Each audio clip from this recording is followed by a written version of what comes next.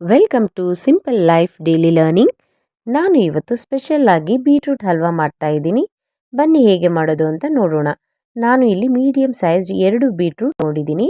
ಸ್ವಲ್ಪ ಬಾದಾಮಿ, ಸ್ವಲ್ಪ ಗೋಡಂಬಿ. ನಾನು ಇಲ್ಲಿ ಸಕ್ಕರೆ ಯೂಸ್ ಮಾಡ್ತಾ ಇಲ್ಲ, ಬದಲಿಗೆ ಬೆಲ್ಲ ಯೂಸ್ ಮಾಡ್ತಾ ಇದ್ದೀನಿ. 1 ಗ್ಲಾಸ್ ಹಾಲು, 2 ಏಲಕ್ಕಿ, 100 ಗ್ರಾಮ್ ಸಪ್ಪೆ ಕೋವಾ ತಗೊಂಡಿದ್ದೀನಿ.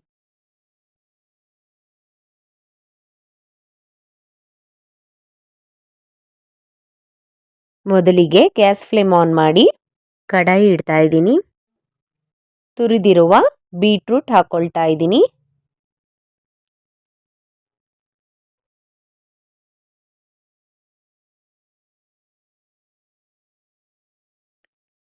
ಹತ್ತು ನಿಮಿಷ ಹಾಗೆ ಚೆನ್ನಾಗಿ ಫ್ರೈ ಮಾಡ್ಕೊಳ್ಬೇಕಾಗತ್ತೆ.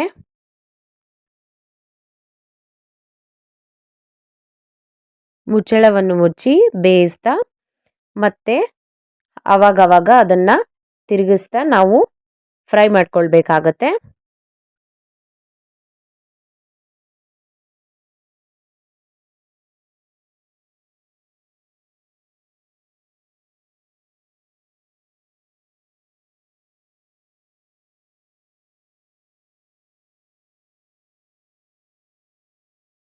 ನೋಡಿ, ಬೀಟ್ರೂಟ್ ಡ್ರೈ ಆಗಿದೆ. ನಾನಿಲ್ಲಿ 1 ಗ್ಲಾಸ್ ಹಾಲು ಹಾಕ್ತಾ ಇದ್ದೀನಿ. ಸ್ವಲ್ಪ ನೀರು ಹಾಕ್ತಾ ಇದ್ದೀನಿ. ಇದನ್ನ ಚೆನ್ನಾಗಿ ಕಲಿಸ್ತಾ ಬೇಯಿಸ್ಕೊಳ್ಬೇಕಾಗತ್ತೆ.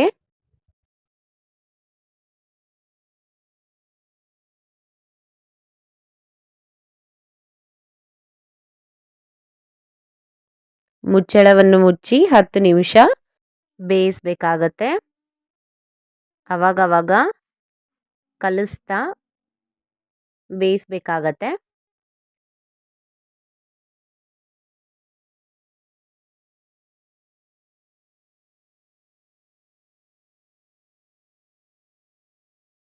ನೋಡಿ, ಬೀಟ್ರೂಟ್ ಚೆನ್ನಾಗಿ ಬೆಂದಿದೆ. ನಾನಿಲ್ಲಿ ಸಪ್ಪೆ ಕೋವಾನ ಹಾಕ್ತಾ ಇದ್ದೀನಿ.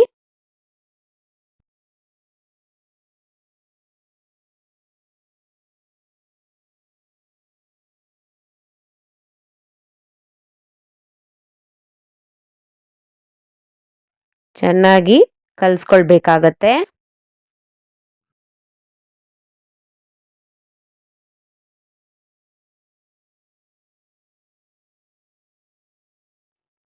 ನೋಡಿ, ಕೋವಾ ಕಂಪ್ಲೀಟ್ ಆಗಿ ಕರಗಿದೆ.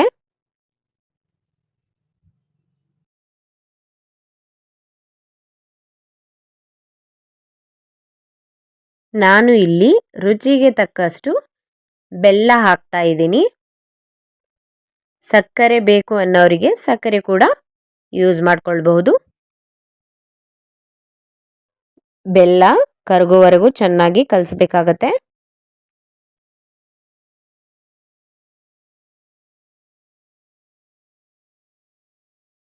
ಬಾದಾಮಿ, ಗೋಡಂಬಿ ಆ್ಯಡ್ ಮಾಡ್ತಾ ಇದ್ದೀನಿ.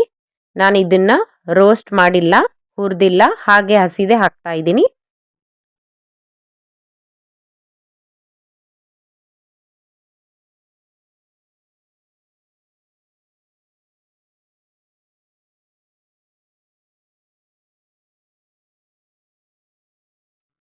ಮುಚ್ಚಳವನ್ನು ಮುಚ್ಚಿ ಒಂದು 5 ರಿಂದ 10 ನಿಮಿಷ ಇದನ್ನು ಬೇಯಿಸ್ಕೊಳ್ತೀನಿ.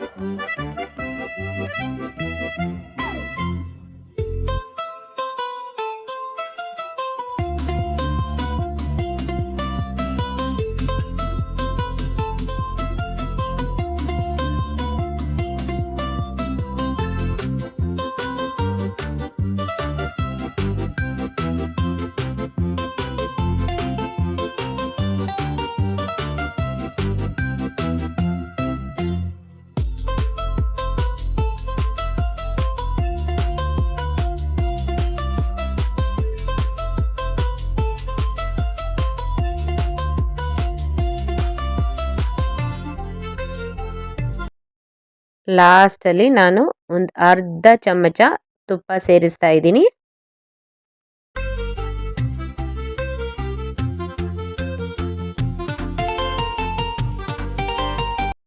ಜಜ್ಜಿದ ಏಲಕ್ಕಿ ಪುಡಿ ಹಾಕಿ ಚೆನ್ನಾಗಿ ಮಿಕ್ಸ್ ಮಾಡ್ತಾ ಇದ್ದೀನಿ.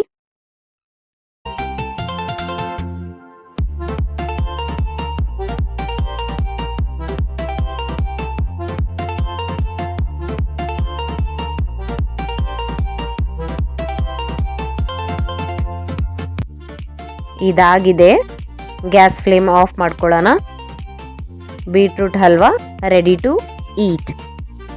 ನೀವು ಈ ರೆಸಿಪಿನ ಟ್ರೈ ಮಾಡಿ ಹೇಗಿತ್ತು ಅಂತ ಕಮೆಂಟ್ ಮಾಡಿ. Thank you.